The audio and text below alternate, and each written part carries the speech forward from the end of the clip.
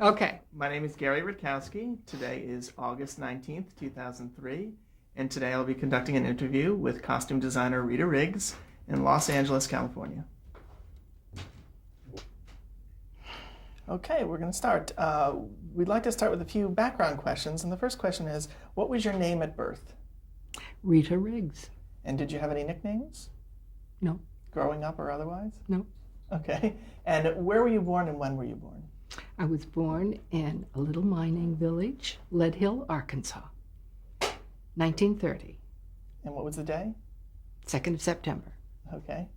And did you grow up in that town? No, thank goodness. Where did you grow up?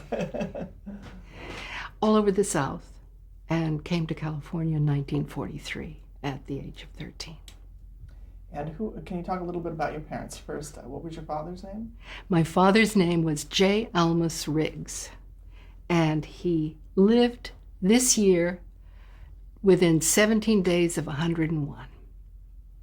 He was a wonderful, wise Southern gentleman. And what did he do for a living? As many things as he could cram into one day. He walked out of the Ozarks probably at 14 and usually had 2 to 3 jobs or businesses and was curious and loved traveling and ended up a businessman. Is that why you moved a lot in your early years? Yes, yes. And what was your mother's name and what did she do?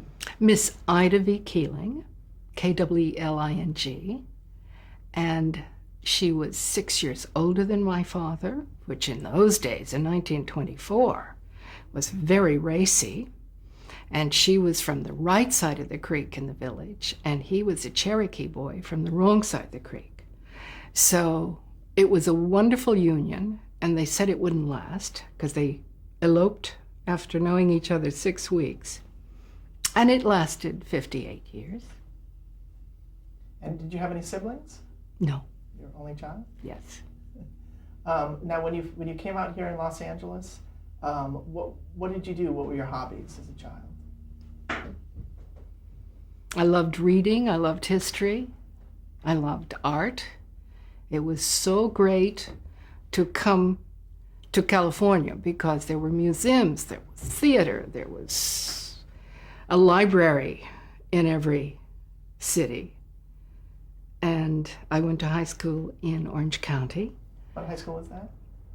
Santa Ana, and I edited a newspaper, an 8-page tabloid, for 2 years in my high school years. They had their own print shop. I had my own printer, and I was going to be a journalist until I discovered theater. Now, were you listening to radio at this time? Yes. What kinds of shows did you like to listen None. to? How about television? When was the first time you saw television? When I was on the stage making it. So you hadn't seen television until Not really. you worked it? No. Wow. I've read all my life, and I still do. So after high school, did you go to college? Yes. And which college did you attend? Santa Ana College for 2 years. And I was going to come to UCLA and study under Miss Edith Head. Instead, I was sent by a professor to the University of Arizona for a wonderful costumer named Fairfax Proudfit Walkup. Isn't that the perfect name for a costumer? Can you spell that for us? Fairfax County is in Virginia, Fairfax.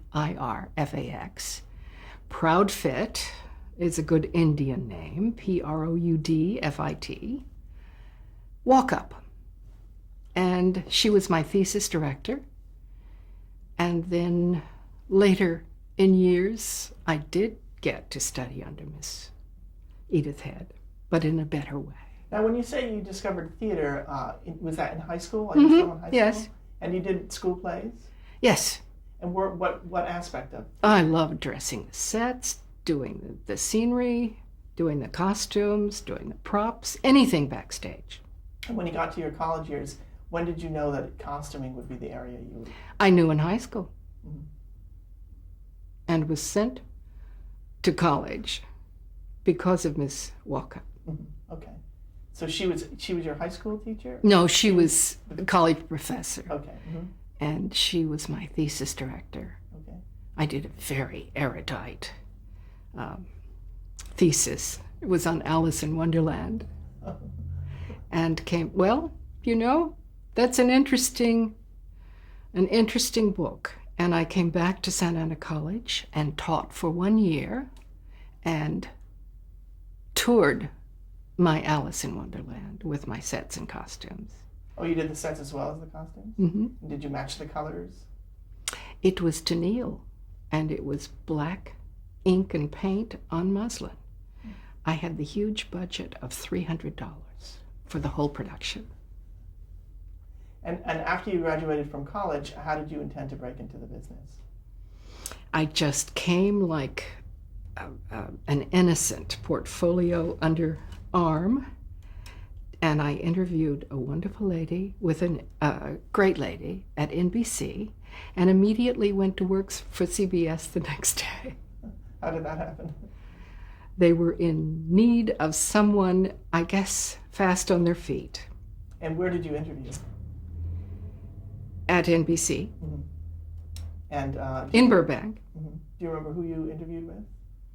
I was afraid you were going to ask me that.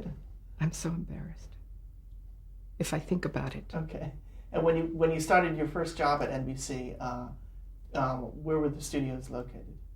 Oh, it was that beautiful Pereira International Building at Fairfax and Beverly.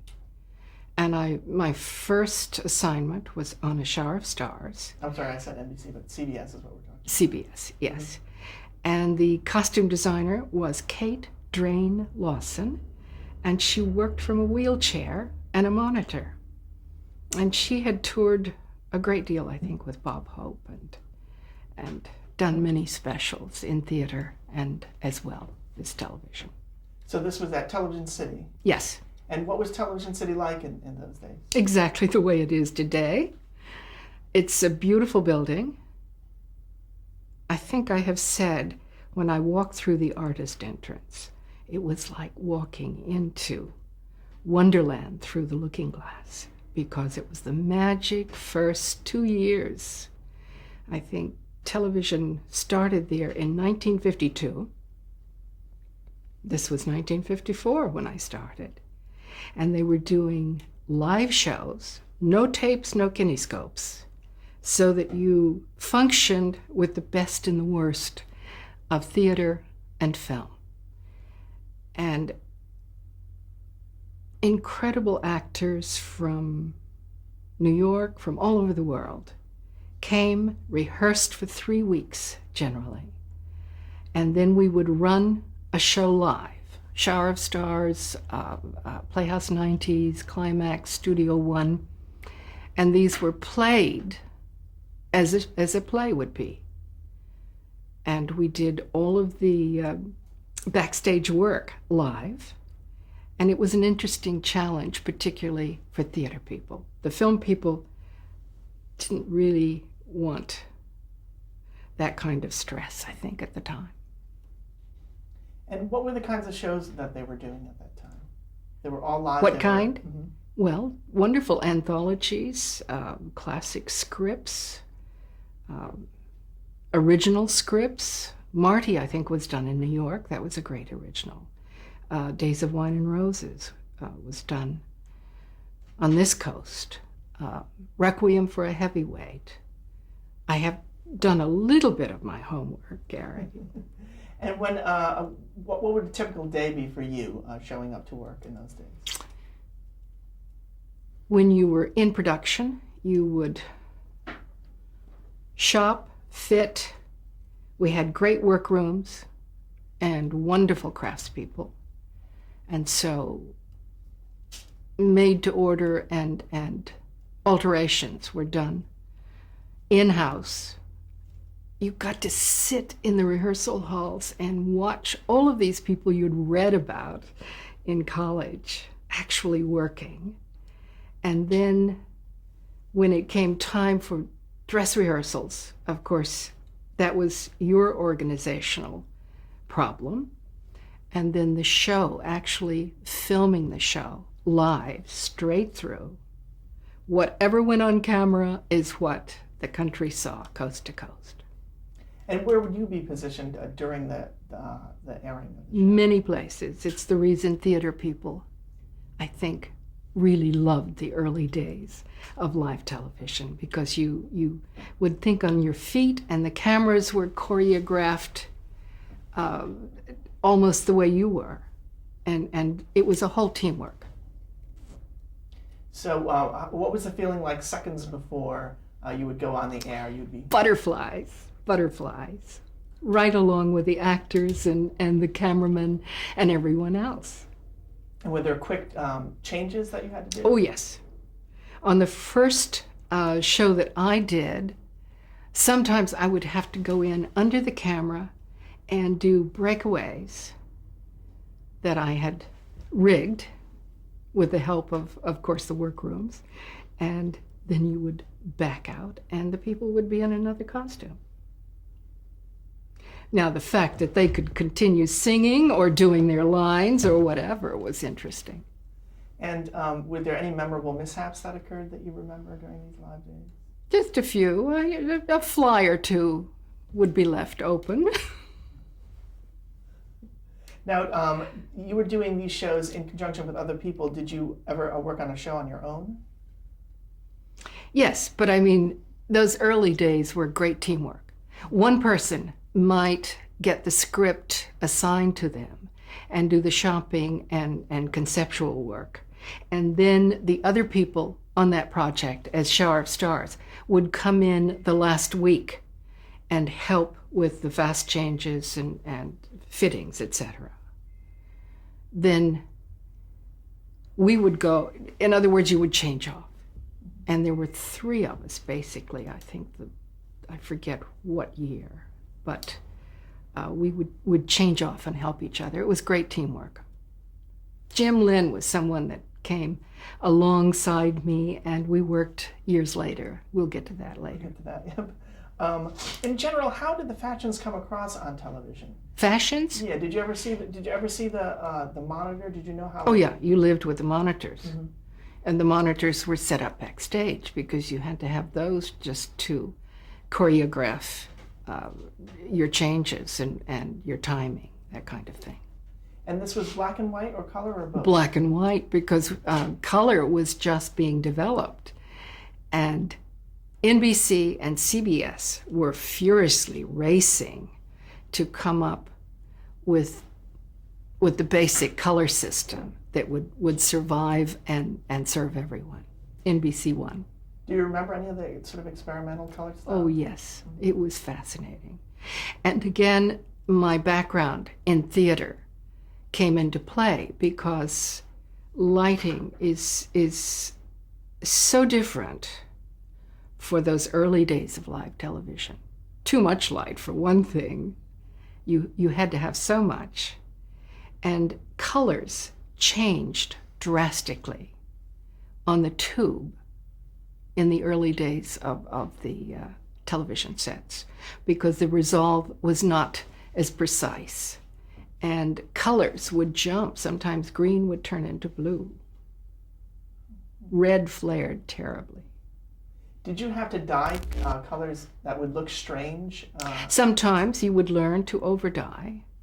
And that was a technique that I used years later for other concepts, actually. But you learned it here. Yes, yes. I know one of the shows you worked on was the Bob Crosby show. That was one of those shows you worked on all by yourself. Right? That was ancient history, but it was great fun. Bob Crosby and the Modernaires were a very popular group at that time. And I have always remembered Paula with a 20-inch waist and those huge petticoats and the 50s skirts. And she looked like a doll. She was, it was that perfect 50s look. And Bob Crosby was almost as laid back as his brother, probably. We did interesting variety sketches every day, and there would be songs, and we would improvise. And it was 30 minutes a day, 5 days a week. And believe me, I was naive enough to take it on and do it. And this was live as well? Yes. Yes. And that was sort of a family affair at his show, right? Yes, it was. Now I'd like to talk a little bit about Playhouse 90, which was one of the big shows at the time. Were you there from the very beginning of Playhouse 90?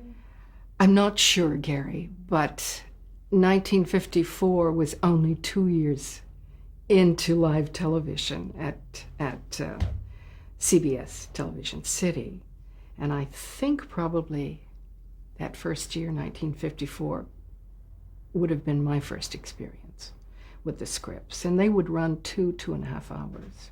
Martin Manulis was a remarkably intelligent, erudite producer.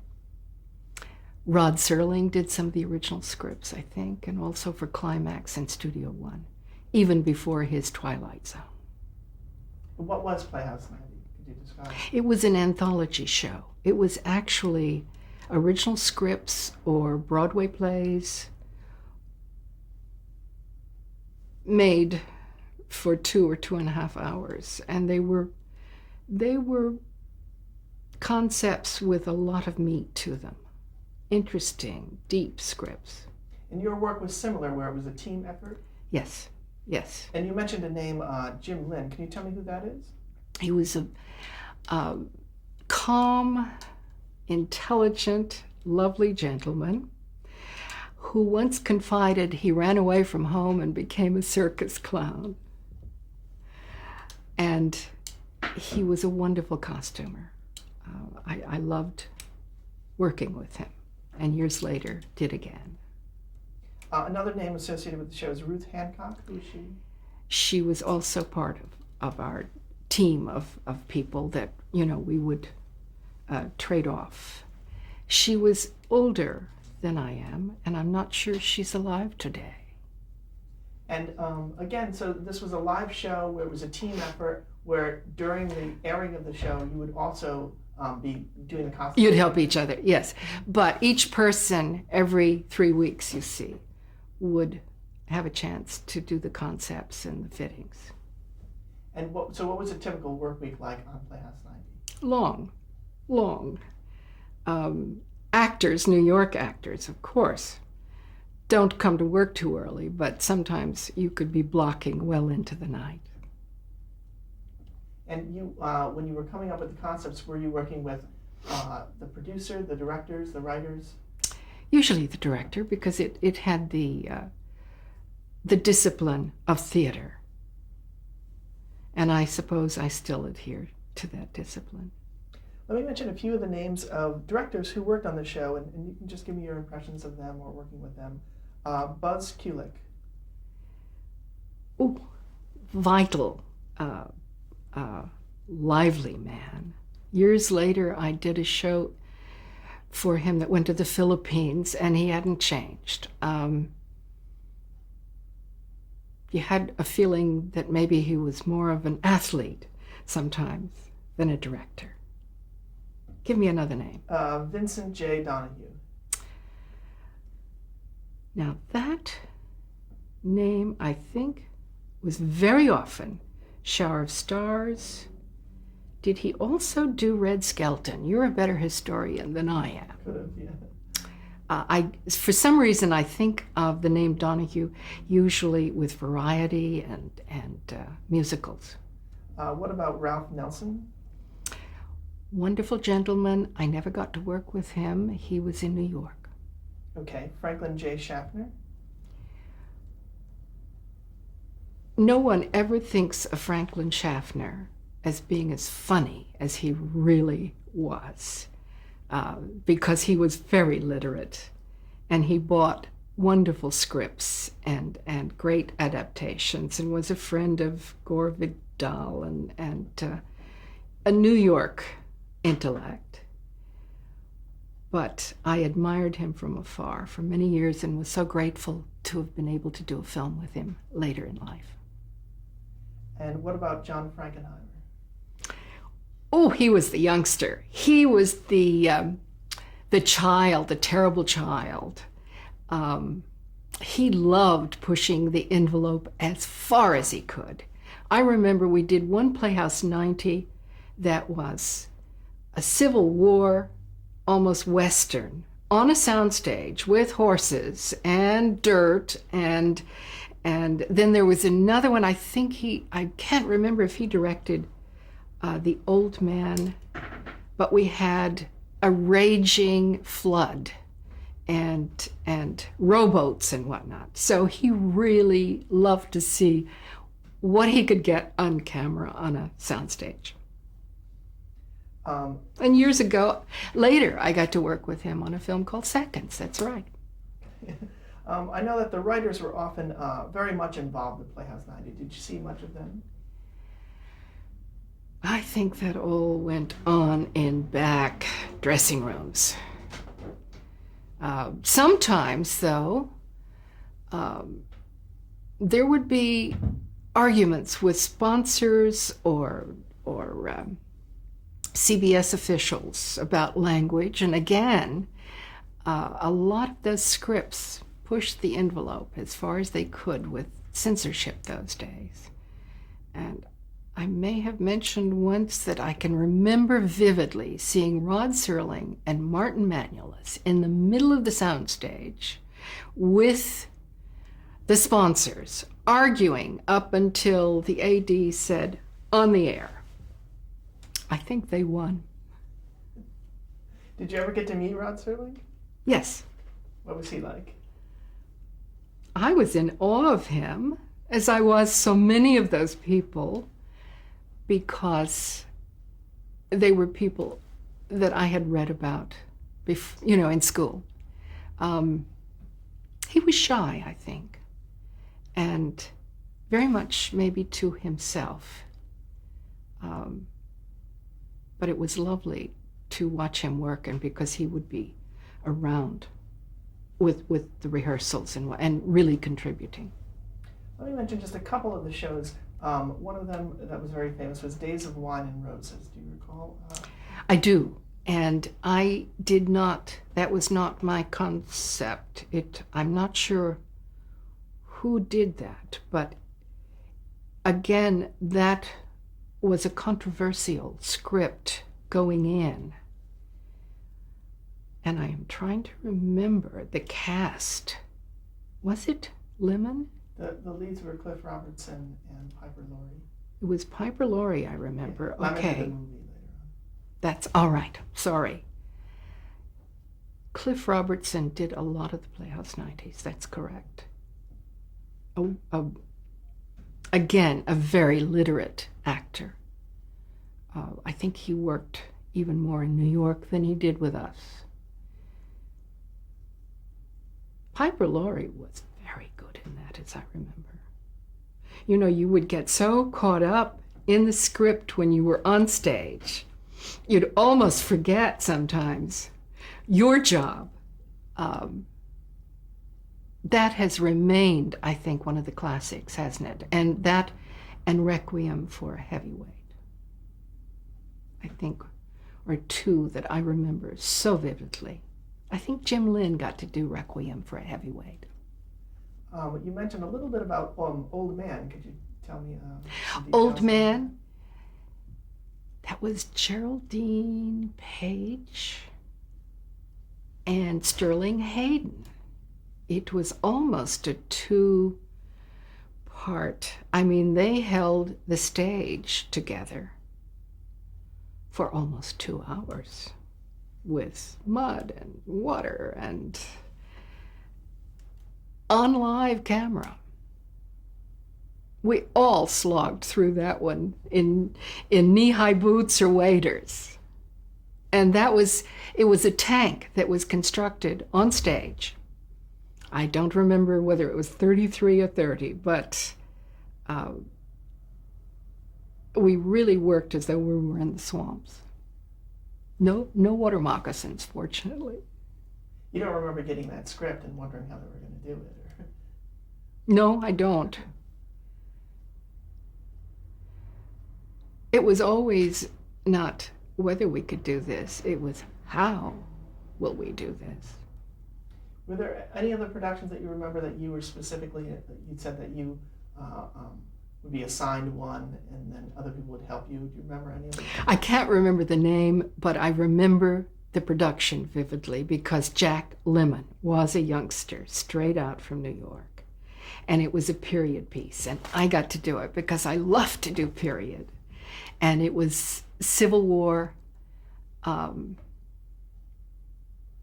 I honestly can't remember that much about the script because don't forget, we got one a week for about 3 or 4 years. But Jack Lemmon, I loved working with him even then.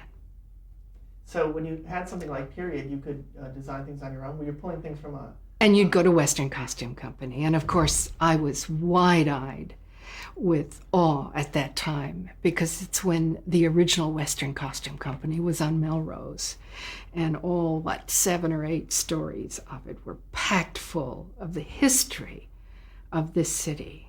And I wept when it left there because all of us usually had hidden things at Western to keep them from disappearing, the things that